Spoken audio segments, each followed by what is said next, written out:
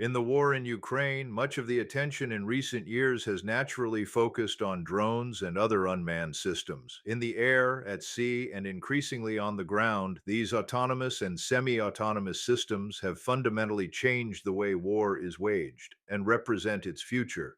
These unmanned weapons systems have inflicted unprecedented destruction on much heavier and more expensive systems like tanks and armored vehicles.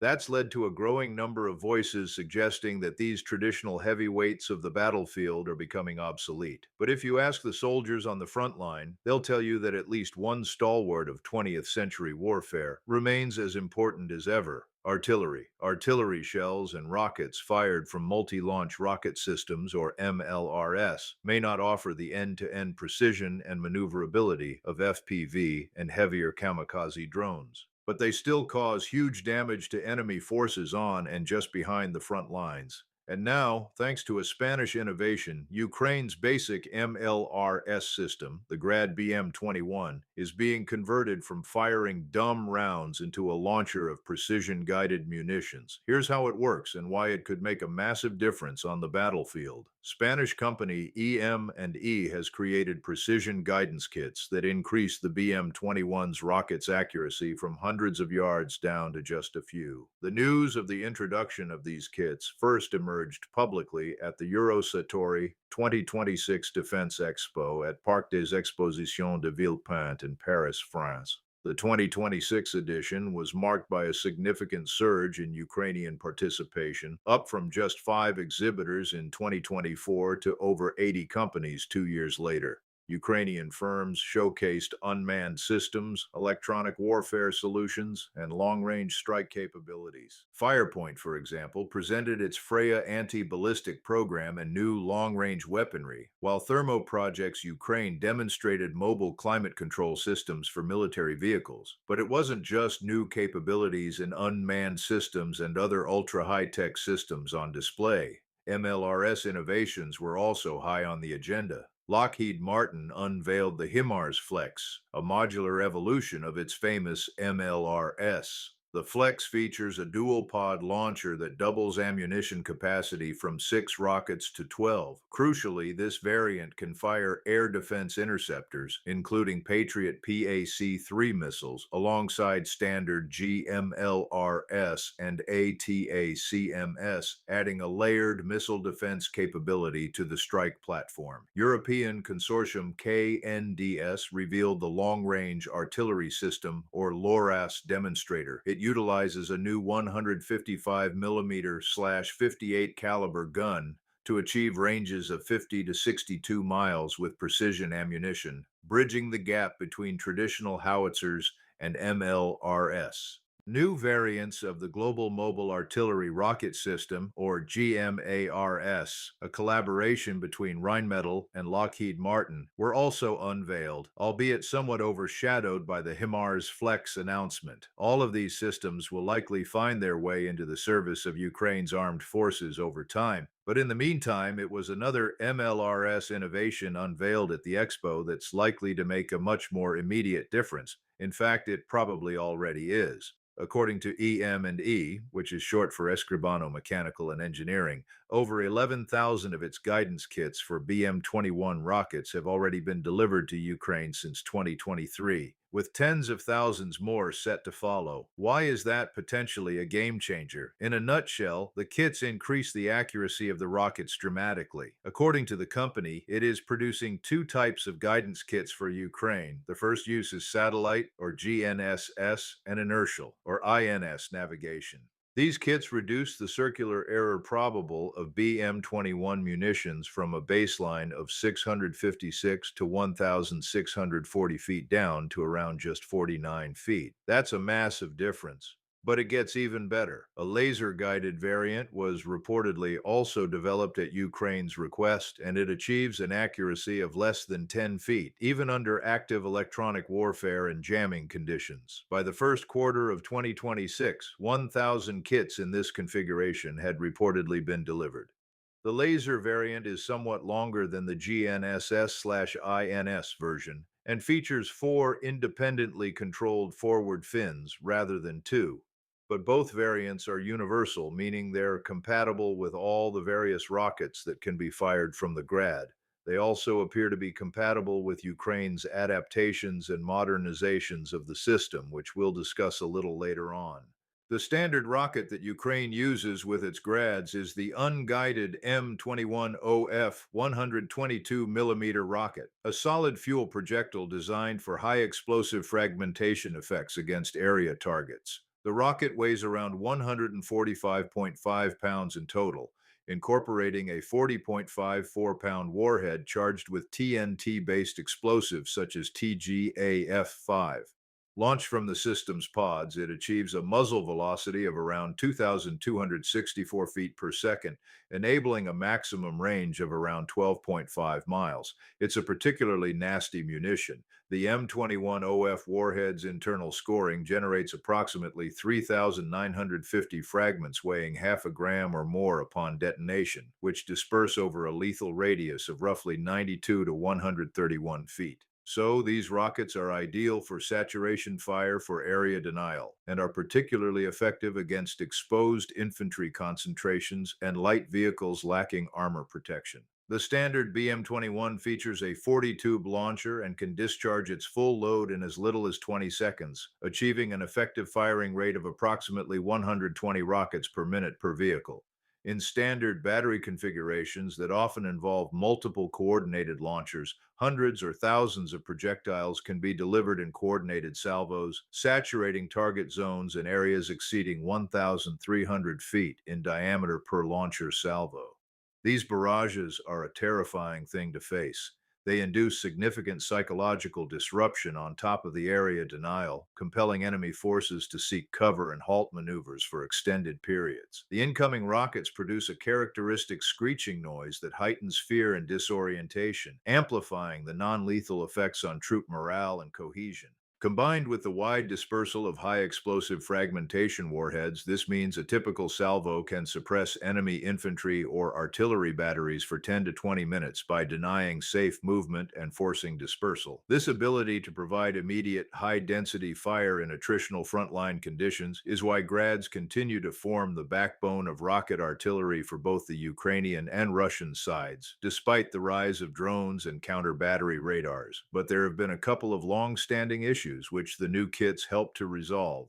The main drawback with the M21OF, also known as the 9M22U, is its limited accuracy. These unguided, spin-stabilized projectiles follow a ballistic trajectory influenced by factors such as wind and launch angle, resulting in substantial dispersion that increases with distance. They're also somewhat limited in range. But that limitation has been reduced through the use of newer extended range rockets, such as the 9M521 and 9M522, which significantly increase the system's reach. These rockets feature improved aerodynamics and propellant, extending the effective range to anywhere from 18 to 28 miles. This allows Grads to strike deeper behind enemy lines while staying out of immediate counter-battery range. Ukraine has also made extensive use of specialized rounds for the BM-21. For example, the 9M519 is a radio-electronic jamming rocket designed to disrupt enemy communications. The 9M42 and 9M43 are illumination and target marking rockets used to light up the battlefield at night or designate targets for other artillery units. The BM-21 family also includes thermobaric 122 mm rockets, which create massive overpressure waves that are extremely effective against personnel in trenches and fortified structures. The EM and E kits are reportedly compatible with all of the 122 mm munition types Ukraine uses with its Grads. That means all of these rockets just got a lot more accurate. The kits are also compatible with single launch tubes and possess another characteristic that may prove decisive in the long run. They're completely ITAR free. ITAR, the abbreviation of the International Traffic in Arms Regulations, is a set of U.S. government regulations that govern the export, import, and temporary transfer of U.S. defense-related articles, services, and technical data. Its primary goal is to safeguard U.S. national security and advance foreign policy by preventing sensitive military technology from reaching adversaries. ITAR-regulated items often come with strict end-user agreements that limit where and how the weapon can be used. They can also be subject to license delays and even potential embargoes. The key benefit of an ITAR-free system is that it does not need U.S. State Department approval to use, modify, or transfer the equipment. The U.S. can't veto the deployment or re-export of ITAR-free systems to third parties, for example, sending them to Ukraine. So production and maintenance can continue even if U.S. political priorities shift. Ukraine has already been caught by these shifting U.S. priorities on several occasions during the war. The fact that the EM and E kits are ITAR free means they won't be subject to the U.S. political whims or the changing inventory needs of the U.S. military. They turn an aging, imprecise saturation weapon into a precision-guided rocket, just like a HIMARS, and that gives it a new lease on life. Until now, Ukraine's Grads and other modified Soviet-era MLRS systems have played a different role than its U.S.-made HIMARS and M27 OMLRS systems. On the one hand, the BM-21 Grad has primarily served as Ukraine's high-volume, short-range artillery workhorse. On the other hand, its Western-supplied HIMARS and M27 OMLRS have been used more in precision and deep strike roles. That's because while the Grad offers superior saturation firepower for frontline trenches, it has lacked the range, accuracy, and survivability of its NATO counterparts. Until now. Compared to the BM-21 salvo of 40 unguided 122mm rockets, the M142 HIMARS and M27 OMLRS fire 6 or 12 guided 227mm GMLRS rockets, respectively. The Western systems utilize GPS/INS guidance to achieve circular error probabilities within 16 to 33 feet. This high degree of accuracy allows them to destroy specific high-value targets like command posts and ammo depots with a single rocket rather than a blanket barrage. The M142 HIMARS and M27 OMLRS also have a significant advantage over standard Grad missiles in terms of range. As compared to the Grad missile's range of 12.4 to 28 miles, standard HIMARS/M270 systems firing GMLRS rockets reach 50 to 56 miles. When equipped with ATACMS 610mm caliber tactical missiles, they can strike targets up to 186 miles away. This allows Ukrainian forces to hit Russian logistics and command nodes far behind the front line, a capability the Grad fundamentally lacks. The new Spanish guidance kits don't extend the range of the BM-21's rockets per se, but they do make them several orders of magnitude more accurate. That means high-precision strikes on frontline positions that were previously only possible with drones, which typically carry smaller warheads and are thus less effective against fortified positions. That's particularly significant for Ukraine for two main reasons. The first is that, unlike GLMRS or ATACMS rockets, Ukraine isn't reliant on the US or other partners for Grad rocket supplies. It inherited huge stockpiles when it gained independence from the Soviet Union and continues to manufacture them domestically. The Shepetivka repair plant in the town of Shepetivka in Khmelnytsky Oblast in western Ukraine, part of the State Defense Corporation Ukroboronprom, has long been the central hub for producing 122mm rockets. However, with much of Ukraine's defense manufacturing now conducted in classified locations, it's unclear whether the plant remains the primary manufacturer. The site was reportedly hit on multiple occasions by Russian missile strikes in 2023 and 2025. In addition, thanks to the widespread deployment of the Grad over the years, there's plenty of ammunition still floating around out there if and when Ukraine needs to purchase more. Around 100,000 Grad BM-21 systems are believed to have been produced in total, finding their way into service with at least 72 militaries around the world and almost every major war since the 1960s. Ukraine is even known to have procured BM-21 missiles from the U.S. back in 2022. Tired of seeing the same old stories with the same old angles on every YouTube channel? Subscribe to the Military Show for a fresh perspective. We dig beneath the headlines to bring you the most important military news and why it matters. Subscribe and enable notifications so you're always the first to know.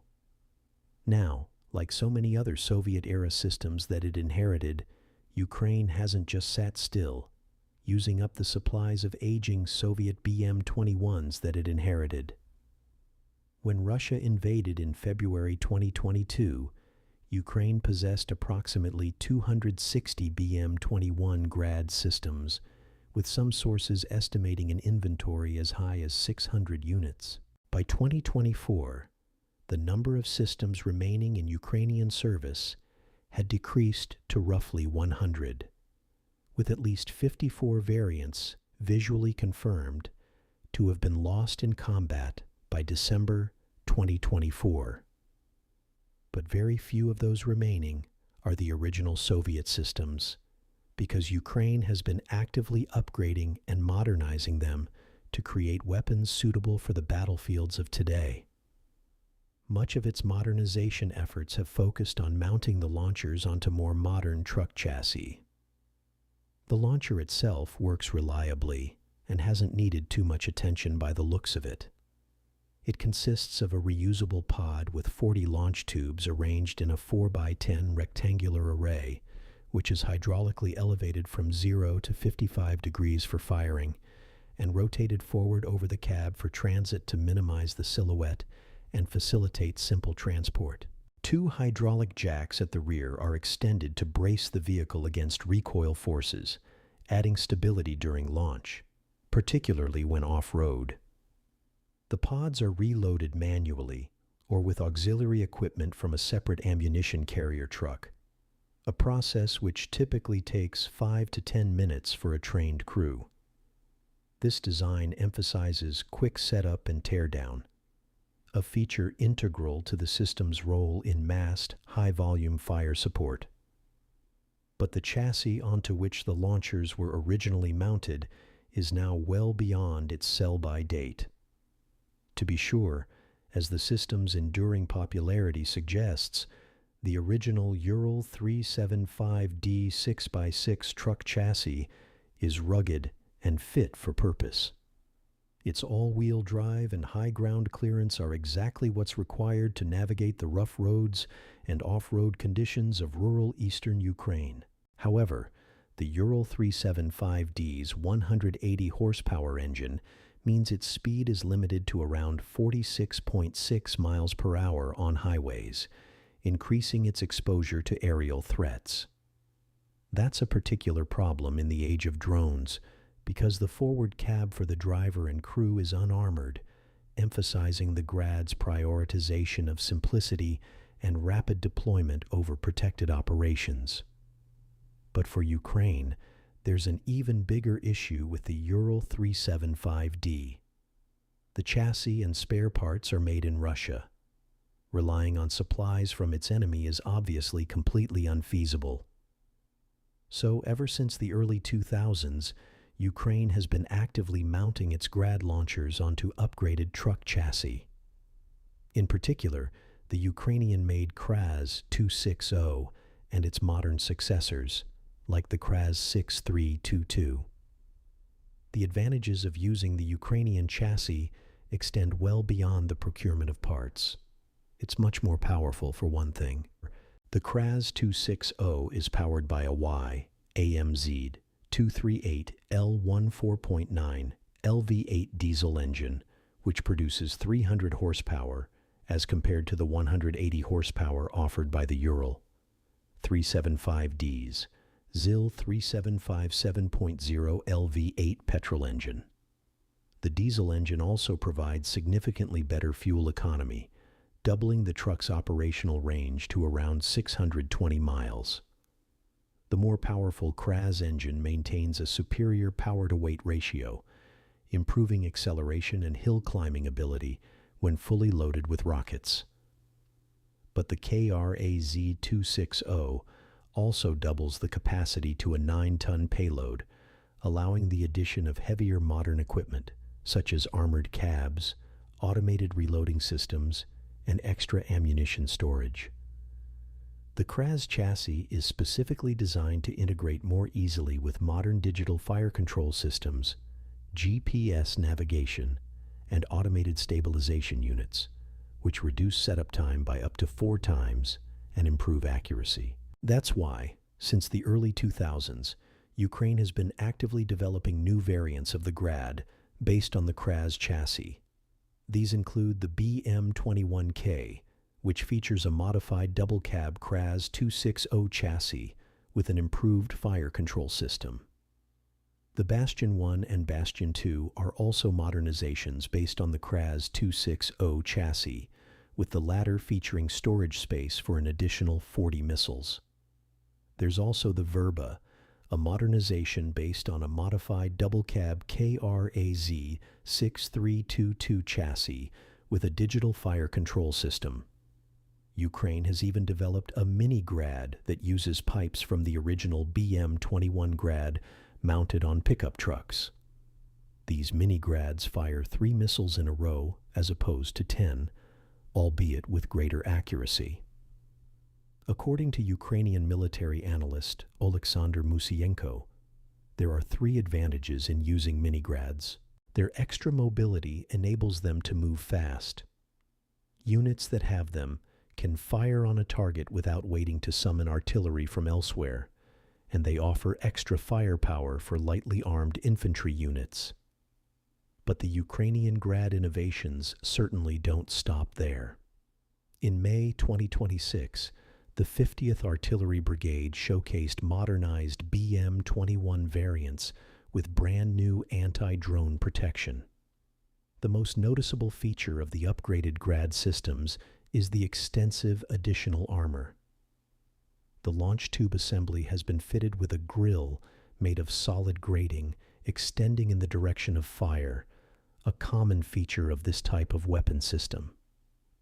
There's also a complex mesh structure in front of the vehicle's cab that closely resembles similar designs seen on Ukrainian tanks and armored vehicles. The structure can be folded up or down as needed, allowing simplified access to the engine for maintenance or repairs. When folded up, it almost certainly provides better visibility of the road ahead. Dome-shaped electronic warfare equipment has also been mounted on the top of the cab, a necessity on today's drone-saturated battlefields. The doors have also been fitted with reinforced grills designed to improve crew survivability against kamikaze drones. So, all of Ukraine's Grad variants have become significantly more survivable. And now, thanks to the introduction of EM and EASE guidance kits, their rockets are in the same ballpark of accuracy as the HIMARS and M270. That gives Ukraine a new edge on the battlefield. Its Grad variants are no longer just useful for saturating an area with terror. They can now deliver 40 pinpoint strikes in a matter of seconds, and at a fraction of the cost of firing HIMARS rockets. MLRS rockets cost approximately $150,000 to $200,000 each and rely on Western supply chains, making them a scarce resource reserved for high-priority targets. ATACMS missiles cost between $1 million and $1.7 million per unit, depending on the variant. By comparison, a standard unguided BM-21 rocket costs in the region of $1,000 to $10,000, depending on the manufacturer, age, and type of missile. True, to ensure hitting a specific target directly, you'd probably only need to fire a single GMLRS or ATA-CMS missile, whereas a full salvo of 40 unguided BM-21 rockets would likely be required to achieve the same effect. That reduces the cost difference significantly. But with the introduction of the EM and E kits, the costs for a guided precision rocket just fell through the floor for Ukraine. And that's likely to be just the first major benefit from what looks like an exciting new partnership for the Ukrainian military. Because the collaboration with EM and E doesn't stop at guidance kits. In May 2025, Ukroboronprom signed a memorandum with EM and E to jointly develop weapons and localize Spanish module production within Ukraine. Separately, Ukrainian UAV manufacturer Skyton signed a cooperation agreement with the company in March 2026. What these agreements mean in practice isn't entirely clear yet, but a quick look at the other systems being developed by EM and E surely makes unpleasant viewing for the Russian leadership. The company's flagship product is the Guardian 30 remote turret, and it is reportedly already in action in Ukraine. This is a remotely controlled weapon station armed with a 30mm automatic cannon, typically the Mk-44 Bushmaster II, and a coaxial 7.6 2mm machine gun. It is designed for integration onto armored vehicles like Ukraine's BTR-3/4 or Kraz chassis to provide enhanced crew protection. EM&E also makes the Guardian 2.0 RWS, a lighter remote weapon station capable of mounting medium 7.62 or 12.7mm machine guns or 40mm automatic grenade launchers. It features advanced day/night cameras and laser rangefinders for precision engagement. The company also produces specialized electronic warfare and kinetic systems designed to detect and neutralize drones. These include drone detection radars and jamming systems that can be integrated with their turrets or deployed as standalone static/mobile units to protect forward operating bases. EM&E also provides advanced virtual training simulators for armored vehicle crews and artillery operators, enabling cost-effective training without live ammunition consumption. We'll, of course, keep you updated as Ukraine and EM&E introduce even newer systems. So, make sure you're subscribed to the channel to hear about it first.